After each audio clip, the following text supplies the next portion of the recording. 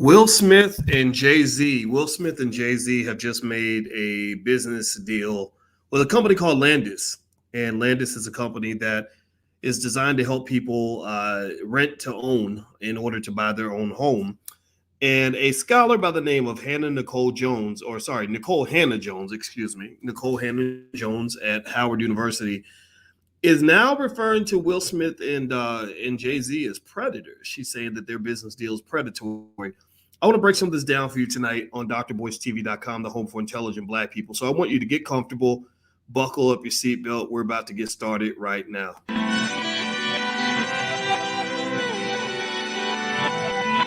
Here we are, clan the isms, cataclysm great. Our people out here struggling, trying to make it in this state. Everybody out here doing it, but we the ones too late. Now family, we the ones who gotta delegate. Get that money in the power, never be fake. Stick to co-sign for 3. What did he say? Create jobs, support our own. Educate the same and buy back your home. Got 3 degrees, triple 10. 3 PhDs, now we on the CNN. DBTV, let's talk about negligence. Ignorance is bliss, but we can turn it to intelligence. Please, none of what you hear, half of what you see. Let's break it down here on Dr. Boyce TV. Here we are. Hey, what's going on, guys? What's going on? My name is Dr. Boyce Watkins. Welcome to drboystv.com, the home for intelligent Black people. On this platform, we talk about Black economics. We talk about things happening in the Black community. And we break it down. I like to break it down for you in a way that does not insult your intelligence. I don't believe Black people are stupid. I believe that we are meant to be very intelligent, very smart. I also believe that we are supposed to put ourselves first. I believe that our community is our top priority, as it should be all the time. And I believe that we can solve our own problems. And that is the B1 philosophy. That means Black first. And if you agree that it's okay for Black people to put ourselves first, to build our own businesses, educate our own kids, do things for our own community, put a hashtag B and the number 1 in the chat, hashtag B1. That's the hashtag we use so that all the B1 people can talk to each other. Let's talk about this. Let me ask you, let's start with a yes or no question. So Jay-Z and Will Smith just made a business deal together. It involves a company called Landis, which does something really interesting, some rent to own type stuff, right? They basically help people buy homes by setting them up where they can rent the home from the company. The company will go out and actually buy your house for you, and then they will rent it to you for 2 years. And during that time, according to the agreement, they will take a portion of your rent and save it toward a down payment for a house. Well, after a couple of years, if you're ready, you go and you buy the house from the company. Now, first off, let me ask you this. How many of you, give me a yes or no, how many of you heard about this deal? How many of y'all heard about Jay-Z and Will Smith's new business venture? Give me a yes in the chat if you even heard about this. Okay. All right. So I see a few yeses and I see a few no's. Okay. So let me just kind of give you some background on this. Okay. So the company called Landis, as I mentioned earlier, Landis is a company that I took some time to Google and I looked them up to kind of see what they were all about. You know, what does Landis do? Could they be predatory? What's going on? It got my attention because Hannah Nikole Jones, if you recall, Hannah Nikole Jones was a sister who went up for tenure I guess she wanted to get tenure at the University of North Carolina. I do not think she has a PhD, though. I don't think she has a PhD, but she is a noted journalist. You know, she's done some good work. She actually created something that Alicia and I enjoy called the 1619 Project. And there's her picture if you want to see, you know, what a smart Black woman looks like. So shout out to Hannah Nikole Jones for her excellent work. And Hannah was in the middle of some national controversy recently because she went to North Carolina, Chapel Hill, and she wanted to come in with tenure. And I felt like, well, why not? You know, I mean, she's done a lot of great work. But then again, there were some scholars I spoke with who kind of wondered what she'd actually done to deserve tenure. Even, you know, her work was good, but she's not a professor. She doesn't have a PhD or anything like that. Now, maybe in journalism, the rules change. I don't know. I know that my wife is a full professor of social work. And I can just tell you guys, it wasn't as cut and dry as some people think. Although we know UNC has a long history of racism. So why not give an opportunity to the Black woman? So I was all for it. But at the same time, I can understand why a person who isn't racist would say, okay, you know, really, she's not from academia. I don't know, but then again, I don't care. I think as you guys know, I was at Syracuse University for 13 years. She had a great journalism school, and I kind of figured out a long time ago that tenure is kind of welfare for smart people. Basically, it kind of guarantees you this lifetime job. Well, anyway, I guess she got her tenure at UNC, but she kind of gave him the middle finger and went off to Howard. Shout out to her for going to an HBCU. Howard does a relatively decent job. I think they need to stop just mass producing Negro employees, because as you saw recently, there was a recent study that showed beyond any reasonable doubt that getting college degrees was actually increasing the wealth gap. I'm sure Hannah's aware of the wealth gap, and I'm sure she saw the story in the Wall Street Journal this week that said that actually going to expensive schools, whether it's Howard or Yale or any other school, that's actually causing the wealth gap to grow. And I've been saying this for about 15 years now, actually, because you guys know my doctorate's in finance, and I've been breaking it down for you. You can't expect your wealth to increase when you're taking on that much debt so that you can go and get a job working for a white person who's only going to pay you enough money to stay JOB, just over broke, right? If you're not learning, I'm saying this slow so the Negroes in the back can understand what I am talking about. If you never learn the basic skills of wealth building, meaning home ownership / stock market investing / starting your own business, then you will never be able to accumulate a positive net worth necessary for you to catch up with white people. Black people who do those things tend to have more wealth than the average white person.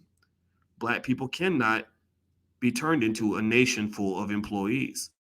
So Howard University, if you're listening, get your entrepreneurship game tight. Start creating your investors. Stop mass producing employees. We know why you work. We know the history. Go look up the history of Howard University. In the book club every Wednesday that we do, we're reading Dr. Claude Anderson's books. Dr. Claude Anderson is the most notable Black scholar in the last 100 years. He lives right down the street from Howard University. They've never invited him to come speak. That right there tells me that me and you ain't built the same. We're not built the same. How are you going to tell me that Dr. Claude Anderson, whose books have been cited, they were cited by Ice Cube when he challenged the Democrat, Republican, racist establishments.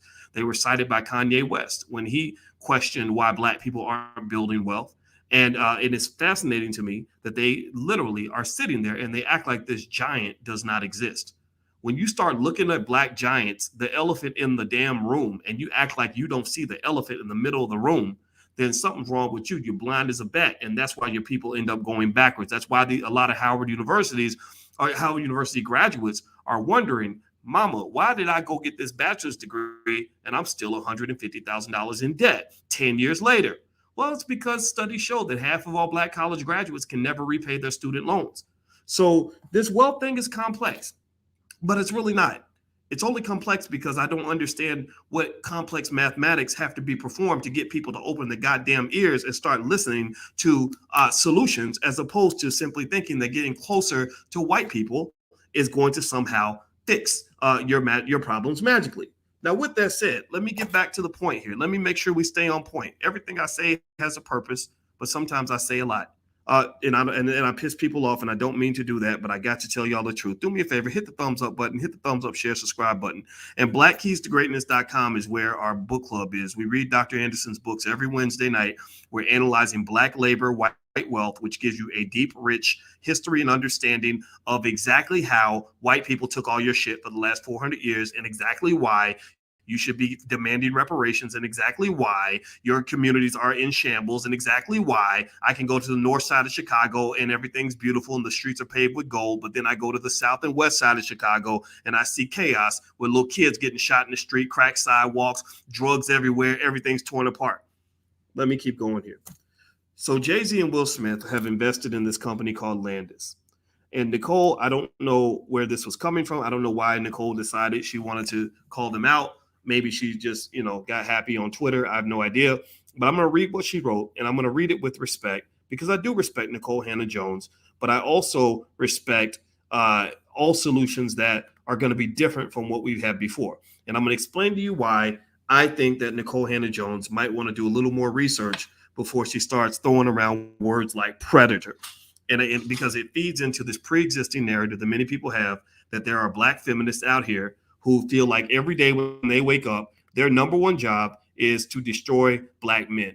that their number one job is to make sure that they find every masculine black man who's not trying to wear a tutu and twerk his ass in prison like Lil Nas X, that we're going to find him and we're going to chop off his balls, because at the end of the day, we're competing with men. I don't understand exactly what was driving her to use a word like predator to describe this business venture between Jay-Z and Will Smith. I think that you could have probably approached it in a little bit more of a constructive way, particularly since all of your liberal allies have utterly failed, completely failed at creating any solution for Black people that involves the development of Black wealth. They have failed. They have failed. Nikole Hannah Jones, she went to Howard, and I would have hired her. She brought $20 million with her, but it wasn't her $20 million. It wasn't her $20 million. It was $20 million that came from the Knight Foundation, the MacArthur Foundation, the Ford Foundation, and an anonymous donor. I don't know if that's the same anonymous donor who funded that fake Black Lives Matter movement where Black life wasn't preserved and Black people actually didn't benefit from all that money they were collecting from big white corporations. I don't know who that anonymous donor is, but at the end of the day, I don't see these white people lining up to fix the Black wealth problem in America. They're not doing the damn job. They're failing. Period. I don't dislike Nikole Hannah Jones. I like her. I really do. But her liberal white friends are failing. They're getting Black people showing up at every election, praying to white Jesus, hoping for the best, and they're failing. All these neighborhoods that they're in charge of, we've been voting them into office for decades, they are failing. They are failing. Can we at least agree that they are not succeeding at closing the racial wealth gap? In Black Labor, White Wealth by Dr. Claude Anderson, he made a clear point. He showed you that even when there was a massive increase in the number of Black people getting elected to office, most of them Democrats, even though we went from about 103 Black elected officials in the early 1960s to 8,000 Black elected officials by the 1990s, Black wealth had not moved 1 inch. So I'm about to become a Scooby-Doo detective and explain to you why it did not move. A lot of it is rooted in white liberalism and the communist, socialist, Marxist foundations of white liberalism. Now, there are a lot of good ideas on the Marxist side of the fence. Karl Marx has a lot of excellent critiques of capitalism. I don't disagree with hardly any of them. Karl Marx made great points about how the capitalist machine is subject to all kinds of disruptions and failures and crashes. I agree. He said capitalism can put you in a space where you feel like a cog in a wheel and you lose your purpose in life and you can't do anything meaningful because you're just working for this big corporation. I agree. He had a lot of good critiques about capitalism, but let me tell you this. All these trained Marxists have not been able to put no money in Black people's pockets. They haven't been able to help Black people build any wealth.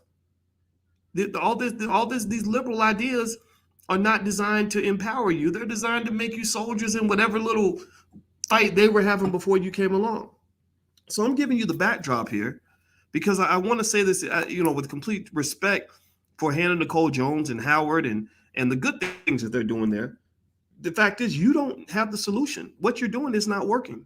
Black wealth is not growing. Even your own students needed Robert Smith to come in and pay off their student loans because he knew that most of them would be drowning in debt 10, 15 years later. So why are you not talking to Dr. Claude Anderson about how to develop industry in the Black community so that we can create our own jobs? Let me keep going. Hit the thumbs up button. Please hit the thumbs up, share, subscribe button if you haven't done it yet. So here's what Hannah had to say. Let me give the sister her props on this. Okay, so she says that credit counseling is not what will take low-income renters to homeowners. Wealth will. So basically, Landis, this company that Jay-Z and Will Smith have partnered with, Landis basically what they do is you apply. I went to their website. I went through it. You apply by basically telling them, look, this is the home I want to get. And you can put in, I actually went through the whole process. I didn't actually apply, but I filled out everything I could up to the application. So they asked me what city. I picked Baltimore, and I picked a $300,000 house in Baltimore. And I said, I want to buy a $300,000 house in Baltimore. And they told me that my monthly payment would be about $2,600. And of that $2,600, about $500 or so would go toward saving for a down payment over the next 2 years. They said that after I saved that money for 2 years, that money would go toward a down payment where I could buy the house from them with a monthly payment of approximately $1,760. That's what Landis said. So Landis laid out this deal, and apparently you have to apply. I don't think everybody can get it, but that was the layout, right? And then they actually have a section that says, how does Landis make money? So the way Landis makes their money, if I recall correctly, they said we make our money from the appreciation in the home value in the 2 years that we own it. We'll buy your house, so we make the capital gains from the appreciation in the home value, and also we make money when you're paying rent to us, right? So that's the deal, right? So you're paying rent to them as your landlord for 2 years. They take a portion of your rent money, save it up for you in, I guess, some sort of fund, and then they put that toward the down payment on the house if you buy it from them after 2 years. After 2 years, you get the option of either staying and continuing to rent from them, or they end the deal, or I don't know who ends the deal. That was the question. That was the part I'm still not sure about. And somebody from Landis, if they ever want to come on and explain, they can. But they at the end of the 2 years, it sounds like somebody makes a decision as to whether the deal will go on or not. And then also they said that if you choose not to buy the house, and I went through the FAQ because I was curious about this, they said that your money would be put as a credit toward home ownership. I don't know what that means, right? I don't know what that means. They would give you all your money back. You're meaning all the money you saved for the down payment, a part of it back. I have no idea. But anyway, I want to ask you guys this question. Based on what I have described to you, do you feel like that's predatory? Give me a yes or no. I'd be curious to know what you think. Do you feel that people who sign up for Landis, now it sounds to me like it's voluntary, like it's not something that you are being forced to do. It's not like they're coming to your house and putting a gun to your head and making you take the deal. But do you think that it's predatory? Okay, so From the Cat's Eye says no. Half Urban, let's see, IB Music says yes. Half Urban says yes. Arthur Norris says yes. Tia Nia says no. Okay, so it looks like we're kind of right down the middle in terms of whether or not people feel that it's predatory. So here's the thing that I'm trying to figure out though. If you talk about the experience of most low-income people, and I was a low-income person at one point. I mean, I was in graduate school and I had an apartment in Rochester, New York, and I had to break my lease in the middle of the night because I couldn't pay the rent. And so I paid rent. How many of you have also paid rent at some point in your life? Maybe you're still paying rent. There's no shame in that. A lot of us have. I remember kind of feeling like I had to pay rent somewhere. I remember feeling like, God, I wish a bank would trust me by understanding that the amount that I'm paying in rent is more than the amount I would be paying if I had a mortgage. So one of the weirdest things about the system in general, I think we can agree on this, is that it's kind of odd that you can pay a lot of money in rent, but then you'll find out that the mortgage would only be half or a third of what you're paying in rent. But somehow the bank concludes that even though you've been paying $2,000 a month in rent, that you can't afford a $1,200 mortgage. That's weird to me. That doesn't make a lot of sense, right? I mean, if I can afford $2,000 a month in rent, why can't I afford a $1,200 mortgage, right? So the whole system, if you want to know if capitalism, if the essence of it can create some weird, creepy, predatory scenarios, the answer is probably yes, right? There is such a thing as predatory capitalism to a point where predatory to me isn't necessarily just because you got screwed. It occurs either because you were screwed by the fine print and you didn't know what you were signing and didn't have the financial literacy to understand the deal, or maybe you were screwed because you just had no other options, right? So the person that gives you that one option that you didn't have before, maybe they're not necessarily the predator. The system itself can be defined as being predatory. I don't disagree with that. We can all agree that capitalism, particularly in its purest form, is problematic and leads to slavery. Now, here's where I'm going to actually invoke something that a lot of my white liberal friends don't appreciate, this thing called personal responsibility. Now, I believe this. Look, if you go to Landis's website, there's nothing on the website that says that you have to sign anything with Landis. They seem pretty transparent in terms of explaining. They say, look, this is how we're going to make our bread. And this is how you're going to get your bread too. This is how you win and we win. This is a partnership. Yes, we're going to make our paper. We're going to make our profit. And that's okay. We're a company. We're going to make money. But you're going to benefit because you get to be a homeowner. Now, what happens if you miss a payment, John Taylor? That's a good question. I'm going to go look that up. Also, the interest rate, is it variable? Is it fixed? That's a good question as well. But assuming that it's, say, a fixed interest rate, and assuming that there's some sort of reasonable clause for, what happens if you miss a payment, I don't necessarily know if I would have seen this as a predatory opportunity. Because look, if you take Landis out of the equation, let's say I apply for Landis and I don't get accepted, what options do I have at that point? I mean, let's say my credit score is not good, I don't have money for a down payment, so I can't get a house. What am I going to do? Well, I'm going to go and I'm going to do what most people do. I'm going to go get me an apartment and I'm going to pay rent. The rent will not be part of any rent to own option. The rent will not lead to my eventually having the opportunity to buy a house. The rent will basically be the landlord inserting an iron rod up my butt for the next 5 or 10 years, where by the time I'm done, I literally will sit down and say, my God, I paid this man $2,000 a month in rent for the last 10 years. That's 120 months. So I'm trying to do the math. Is that $250,000 or something? 24,000. Yeah, about a little bit less than $250,000, which would have easily grown to maybe $750,000 or more if I had been able to put that money in an S&P 500 mutual fund, or perhaps even put that money into owning my own home. Right. So we can all agree, I think, that if you got your government, again, all these white people you keep voting to put in office, and some of these black people who are working on behalf of the Democrats, if they simply open the door to really creating opportunities for black people to access capital, a lot of these problems will go away.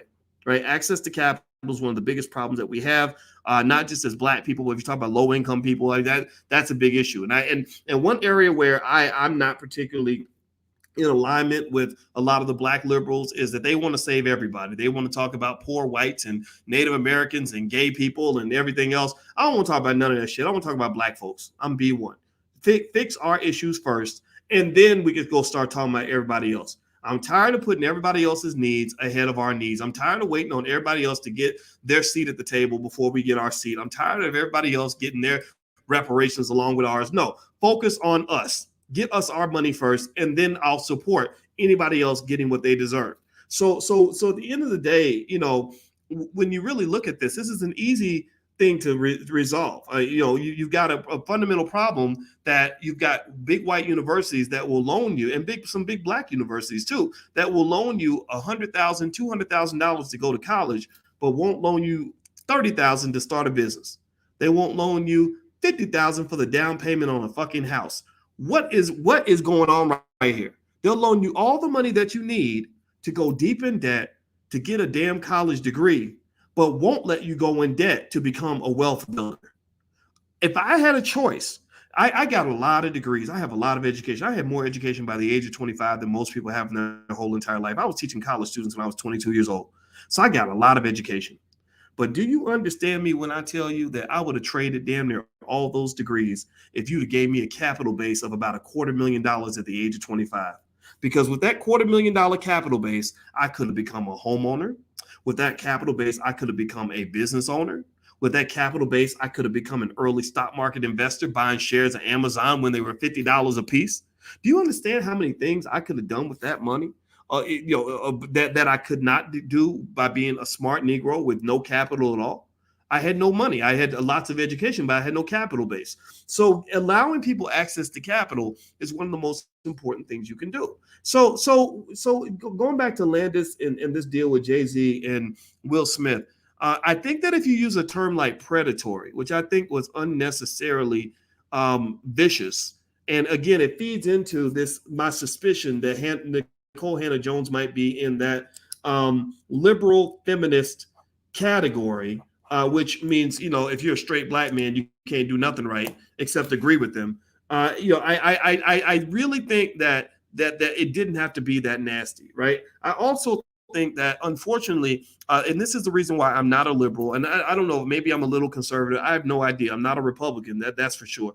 But I can't run with the liberals because the liberals are always putting people into the victim box, and there are people who don't realize how much you're being crippled and handicapped when people put you in the victim box. And what do I mean by that? Well, if you want to refer to Jay-Z and Will Smith as predatory for investing in Landis, but yet Landis has done everything that they can on their website to say, hey, look, we're going to be transparent. Look, you don't have to do this. That's the first thing, right? We're not forcing you. But hey, if you want to sign up, here's what it is. Here's what you do. Here's what we do. Here's how it works. If you go to their website, seriously, I'm actually show you a screenshot of the website. The most they can do is be transparent. The most they can do is tell you what it is. So let me show you. So look, here it is. Now they got black people on here, so you know who they targeting. They're targeting us, right? So okay, how it works: success stories, coach app, home calculator, about. And then they give you an FAQ. What does the FAQ say? What is Landis? How does Landis work? You apply on our website and get pre-qualified. You pick your dream home with one of our partner agents. We buy the house, you rent it from us for up to 2 years while building up your credit and down payment. When you are ready, you buy the house back at a predetermined price. So you determine the price in advance. So they don't say, hey, sign the document and then we're going to pick a price magically. We're not going to tell you what it is to the last minute because we want to do a rope-a-dope on. They say it's predetermined. How does Landis compare to renting? Landis allows you to rent a home until you can buy it using a mortgage. Landis helps you transition to home ownership, which is cheaper than renting, ultimately saving you money. Landis also allows you to move into your dream home and to customize it from day one so you don't have to move again when you transition to home ownership. Well, let me just tell y'all this. Let me just tell y'all a little secret. Let me tell y'all a secret. When I was, 28 years old, that was like the worst year of my life, man. I was in graduate school. I was broke as a joke. I had to move out of my apartment in the middle of the night because I couldn't pay the rent. My credit wasn't no good. I declared bankruptcy like a couple years earlier. Black man problems. That's what I had. If a company had come along with an offer like this, if they had come along and said, look, you've been paying rent all these years and you ain't getting nothing for it. Keep paying rent to us. Pick your house out now and keep paying rent just like you were before. But at the end of those 2 years, during those 2 years, we're going to help you get your credit fixed. And we're going to take a portion of your rent money and allow you to apply it to your down payment. I'm not going to lie. I would have jumped all over that deal in a second. I would have jumped on that deal, not because it's a perfect deal, not because it's perfect. I'm sure Landis is going to get their money. But I would have jumped on the deal because that was the best option I would have had. That was better than any option I had as a young black man. There was nothing else out there for me to do other than to continue to pay rent. Right. And so Angela says rent to own home ownership is not new. I agree. Rent to own has always been a thing. Right. And we know that sometimes rent to own, while the word predatory is a word that gets slung around a lot, I would say that at the very least, you have some really bad deals. But in all those cases, they have laws where they have to be transparent about what you're signing up for. They have to make sure you know what it is. And there are people that, despite knowing what it is, still want to do it. Like when you talk about check cashing places, right? Like people say, well, it's predatory to put a check cashing place up. But there are poor people who say, no, I want the check cashing place because I ain't got no better options. So I would almost say that, when if I was talking to a Nikole Jones or Nikole Hannah Jones, I keep saying it wrong, I'm sorry.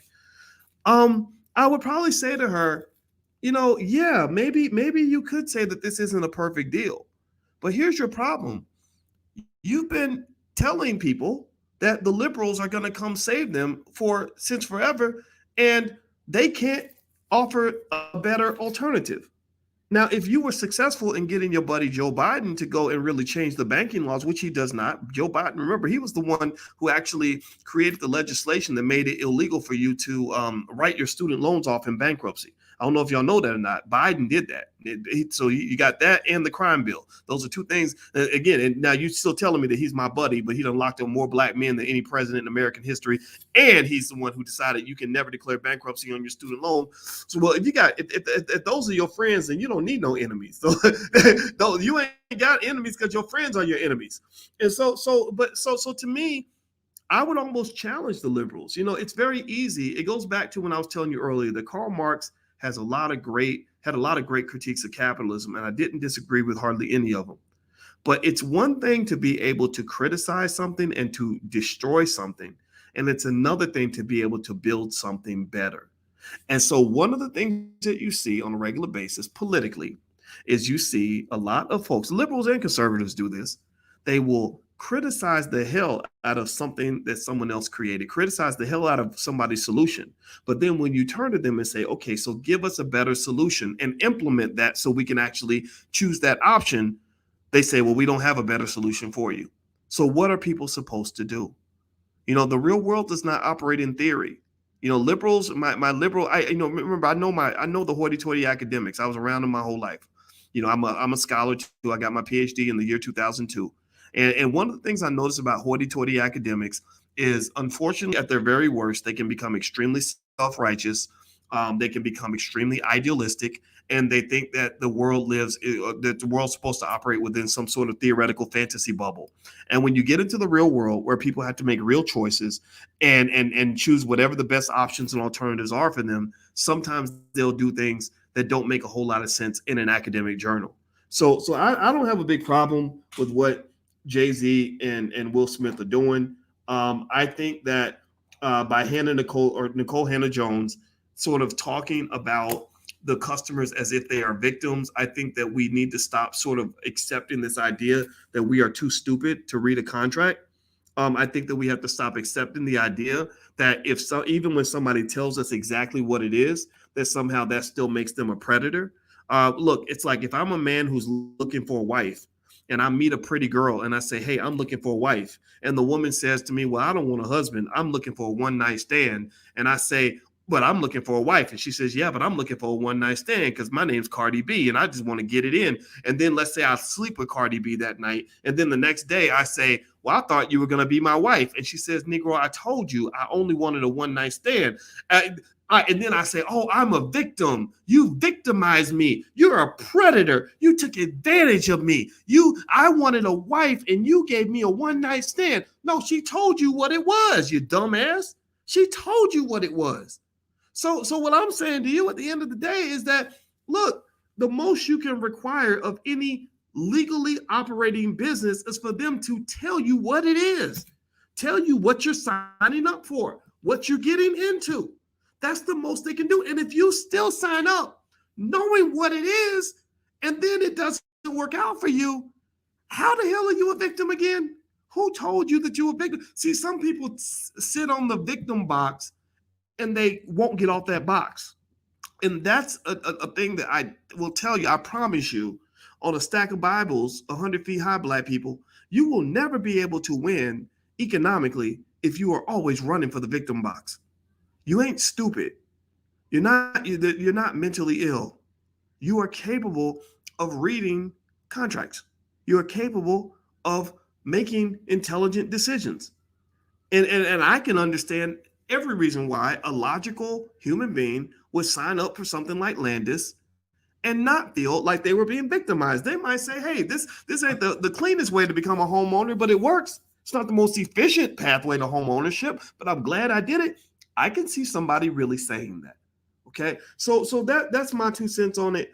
I think that it's kind of, I really don't like this idea that we've allowed people to intertwine Blackness with leftist ideologies. I don't like that.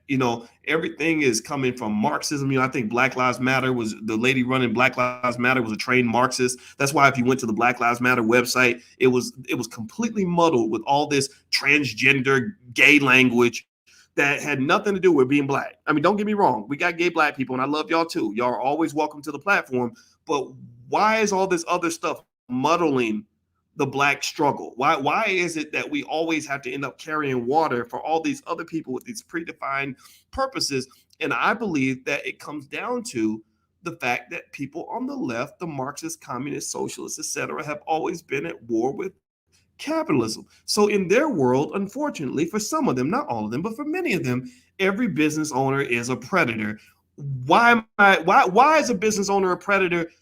What? Because he worked hard and made investments and built a company from nothing. He started off poor like you, and now he's rich. So suddenly he's a bad person.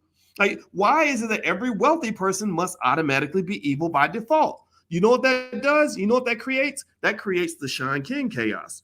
Right now, Sean King is being dragged, by mainly a lot by the left and the right. Why? Well, because him and his wife had a decent house, like $800,000 house in New Jersey. I mean, it ain't no shack, but it's not this lavish, sprawling mansion with 25 acres and a big, gigantic Olympus-sized swimming pool. It's a decent house. Sean King does great work. Why shouldn't Sean King be able to live in a decent house without somebody somehow saying he's a capitalist predator pig? Like, that's kind of weird to me. Right? Well, that comes from the fact that many people have mistakenly created the assumption that being part of the Black struggle means taking a vow of poverty. That if you're not broke and poor, if your kids ain't dusty, if you eating good, then that means you ain't keeping it real. You're not keeping it 100. You're not really down for the struggle. Well, let me tell you a little secret, Black people. Let me tell you a little secret. I know the white liberals were the ones who scooped you up off the sidewalk and claimed to be your allies. They all got these, people like Hannah Nikole Jones and Ta-Nehisi Coates and others. They have white liberal allies who pay the bills. That's why, Ta-Nehisi, I think he brought $5 million into Howard.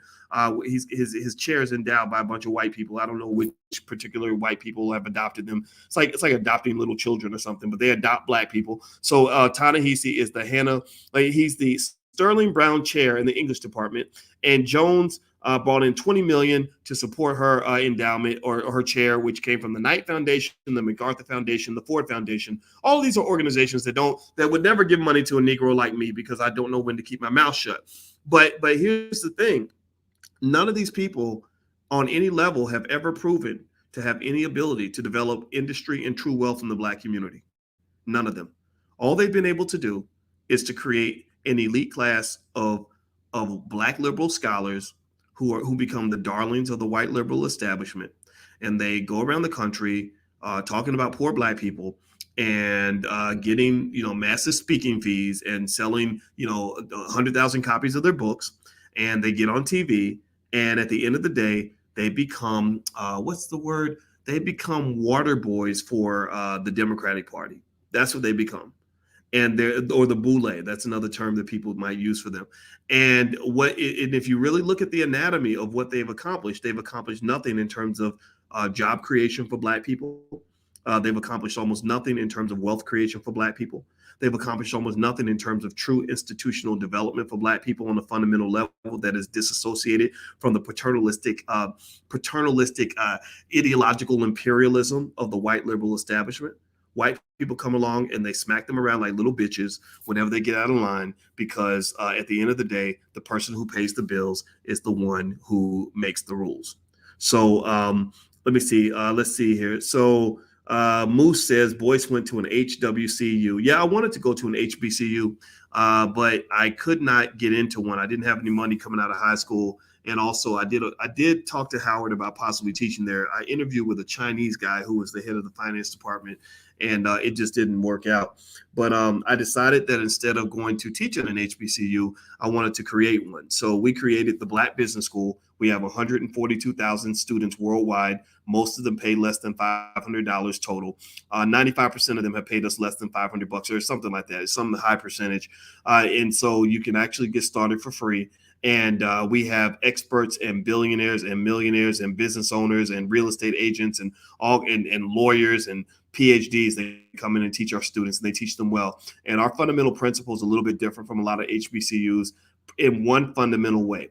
We believe in what we call the Black core of three. The Black core of three is that we believe that Black people should educate our own children, create our own jobs, and support Black businesses.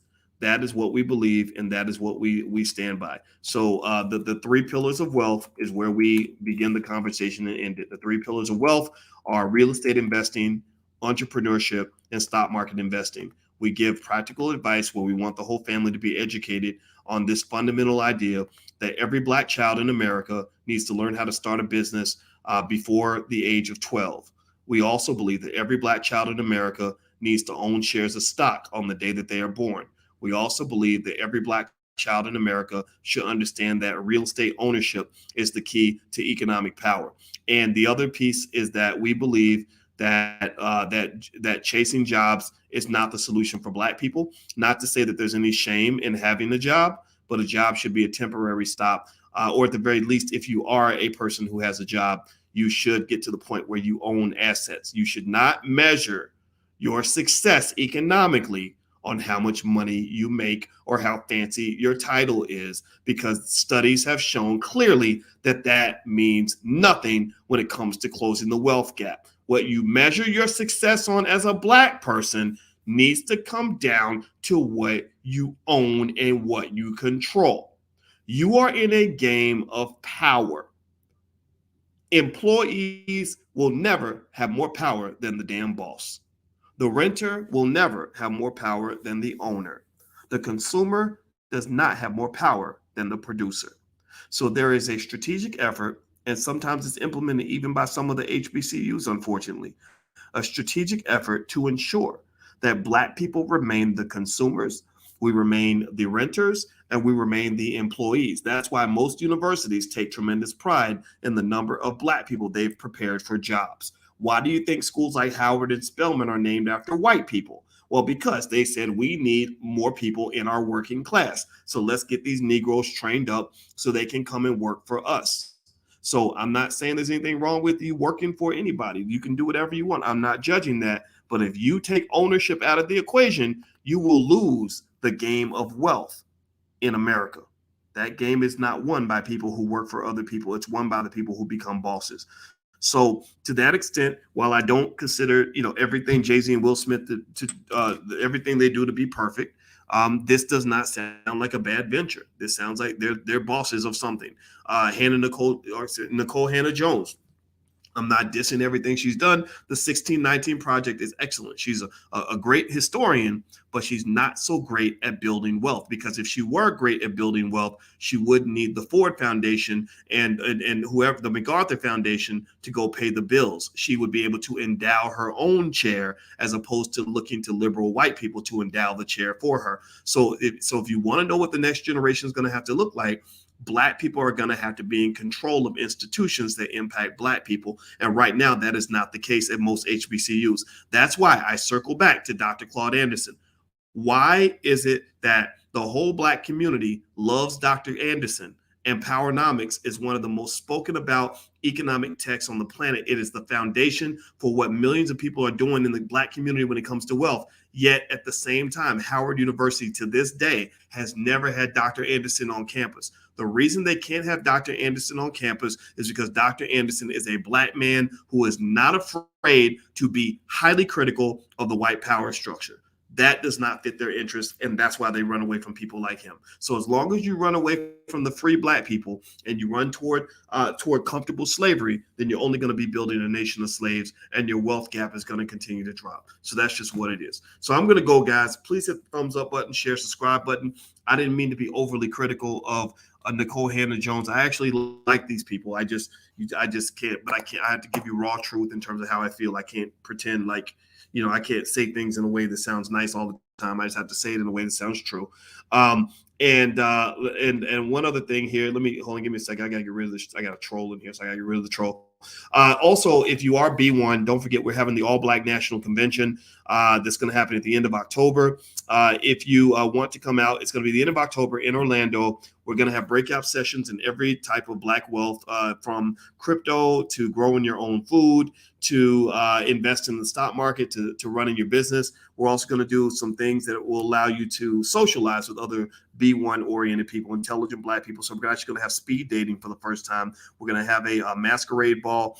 We're going to also have some other breakout sessions and panels and networking groups and all kinds of stuff. So if you're interested, just clear your calendar for the end of October. Tickets go on sale next week, early bird tickets. And if you want to go ahead and reserve your hotel at a discount, you can actually go to abnchotel.com. The hotel took $100 off the price. It's a beautiful resort. It's very family friendly. You're going to love it. So if you are B1 and this is your thing, then feel free to join us at the convention. And also, if people like Ta-Nehisi and and Nikole Hannah Jones are hearing this and they want to be a part of it or whatever, I invite them to come on this platform or to come to the convention and share their point of view. I'm okay. We're not threatened by alternative ideas, but at the same time, I need you to at least accept this basic fact. What you and the white liberals have been doing to this point has not been working. I know that it's great for you. I know that they're, putting money in your pocket. I know that they endowed your chair and they buy your books and they give you speaking fees and stuff, but they've done nothing to improve Black wealth. Why am I still reading in the Wall Street Journal that Black college graduates are the number one reason that the wealth gap is growing? That going to college is doing nothing to reduce the wealth gap. Well, I can tell you who is reducing the wealth gap. Black investors and Black business owners. That's who's doing it. They're the only group of people in America that probably have more money than white people. Did y'all know that? I'm going to ask a question. I'm going to do a straw poll. How many of you are doing better than most of your white friends? Give me a yes or no in the chat. How many of you in this room right now are doing better economically or in terms of wealth or investing, are doing better than most of your white friends? Give me a yes in the chat. And I'm going to tell you why. I'm going to tell you why. See, because I see this. You know what? I was in the Uber tonight. Me and my wife went to see this group called Infinity Song. I talked about them on my Instagram. My Instagram's The Real Boyce Watkins. We went down to this place on the south side of Chicago called The Promontory. And this group called, in my IG is The Real Boyce Watkins. You can check out the group there. And there's this beautiful singer, best singer I've ever heard, by the name of Victory Boyd. And their father, John, has become a great friend of mine, and I love him. He's 100% B1. He brought the family to one of our events, and I've been friends with him ever since. Now they've become really famous. Jay-Z actually signed them to Rock Nation, and that made me really happy because they deserve all their success. The daughter, Victory, actually wrote 3 songs on Kanye West's last album, so they've blown up. They're legitimate superstars. But let me tell you what happened. So I'm at the event just supporting my friends. On the way home, the Uber driver says, "Oh, you're Dr. Boyce Watkins, the financial literacy guy." I said, "Yeah." He said, "Oh man," he said, "I'm making financial moves because of you." He said, he's telling me about the business he started. He was talking about the investments he's making. He talked about the things he's teaching his son. Earlier that same day, another brother came up and said, "You look familiar." I said, "Yeah, my name's Boyce Watkins." He said, "Man, I have a business because of some stuff that I saw on your channel. I've been watching you for years. Oh, and I own stock because of you." Right. So here's what my point is. My point is not to brag. My point is to actually tell you, see, I'm a financial scientist and you guys are the subjects of the science. I not that you're a guinea pig, but you are. And I look at you, I look at the data. And when I see you in the streets and you're telling me that you're buying shares of stock for your children, you tell me that you bought your first home, when you tell me that you started your first business, I'm seeing what this is doing. I'm seeing that you're feeling empowered for the first time in your life. I'm seeing how this is changing your life. Why is it changing your life? Well, because you're doing something different. You're not following standard Negro protocol, which you call the SNP, the standard Negro protocol. The standard Negro protocol is go to school, work hard, go deep in debt so the white man will give me a good job. That doesn't work. And I've been telling you guys for years that does not work. It does not mean college is for suckers. I'm not saying that at all. It means college is irrelevant. That's what it fucking means. It damn near means college is damn near irrelevant if you haven't handled the basics. It doesn't mean it's always irrelevant, but it can be irrelevant if you go to college and you get a skill. And even if you get a good job, if you learn nothing about wealth, then you don't understand basic things like it's not how much money you make, it's how much money you keep. And it's also what you do with that money that you keep that determines what your wealth is going to be. That income doesn't mean anything without putting it into the context of wealth. Wealth is the key. Wealth is the one thing that if we can get it through our thick heads, that's what we need to focus on, and developing businesses and industry and investment capital for our people, that's going to get us ahead. And so do you want to know why I changed my whole mindset on Jay-Z? I used to be so critical of Jay-Z, and I felt I was real annoyed with him about 7-8 years ago. I became more supportive of Jay, not completely though. I don't agree with everything he does, but I became more supportive of Jay when Jay seemed to be trying to help people understand that message. Will Smith, I've never met Will Smith, but I talked to his brother Harry, and I talked to his brother Harry twice. Each time we talked for about 2 hours. And talking to Harry reminded me of why the Smith family is so successful. These are very smart Black people. They are very smart. They're not stupid people. Harry is a financial expert. So when Will was making all that money from all those movies he was doing, Harry was the financial guy who was making the investments with the money, from what I understood. He was playing a part in saying, okay, how are we going to flip this? How are we going to put this money in places where we can build an economic empire that will sustain the family for many generations? And so these things don't happen by accident, y'all. I'm just telling you. Like the answers are right in front of us. The biggest challenge we have right now is the battle against all the propaganda that's designed to keep you broke and stupid. You have a lot of propaganda out here. You got the liberals that are constantly telling you that you're a victim. You got the rappers telling you to go out and create babies, mamas, and kill each other and get high on dope and throw your money away. You've got the school system that's training you how to be an employee and nothing else. And you got to circle around all that propaganda to get to the sweet spot. The sweet spot is when you start talking about wealth. That is when you're going to become successful. That is why in this space, there is no wealth gap on this platform. Those of y'all that have been listening to me more than 3 years, that have done at least 5% of the things I've talked to you guys about since 2017. I've been talking to you for 20 years, but even if you've been here since 2017 and you've done 5% of what I've said to do, you are probably doing as well economically as the average white person. So the wealth gap does not exist in this space. The laws of economic gravity, socioeconomic gravity, those laws don't apply in this particular space. Why? Well, because you are different. You are special. You're doing something different from everybody else. That's why your family is better off than everybody else. Let's be solution-oriented, Black people. Let's stop sitting around complaining about the problem. Let's fix the damn thing. You can fix it. So I got to go. Final conclusion. I don't think there's anything wrong with Will Smith and Jay-Z's venture. I think that Nikole Hannah Jones should use more appropriate language and stop using that word predator. You sound like somebody from the Me Too movement, because everybody's trying to call the black man a predator, and we don't need any more of that shit. And also, if you can't talk respectfully, then let's not even talk about it. And then also remember this.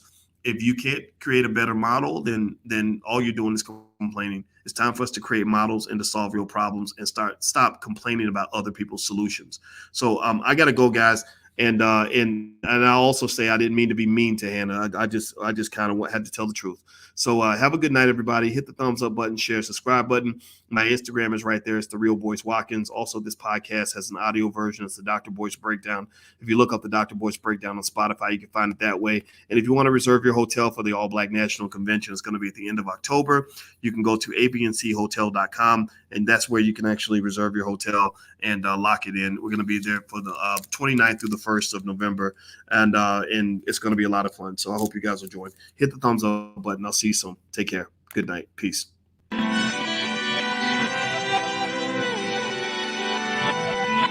Here we are, clan the isms, cataclysm great. Our people out here struggling, trying to make it in this state. Everybody out here doing it, but we the ones who late. Now family, we the ones who gotta delegate. Get that money in the power, never be fake. Stick to co-sign for 3. What did he say? Create jobs, support our own. Educate the same and buy back your home. Got 3 degrees, triple 10. 3 PhDs, now we on the CNN. DBTV, let's talk about negligence. Ignorance is bliss, but we can turn it to intelligence. Believe none of what you hear, half of what you see. Let's break it down here on Dr. Boyce TV. Here we are.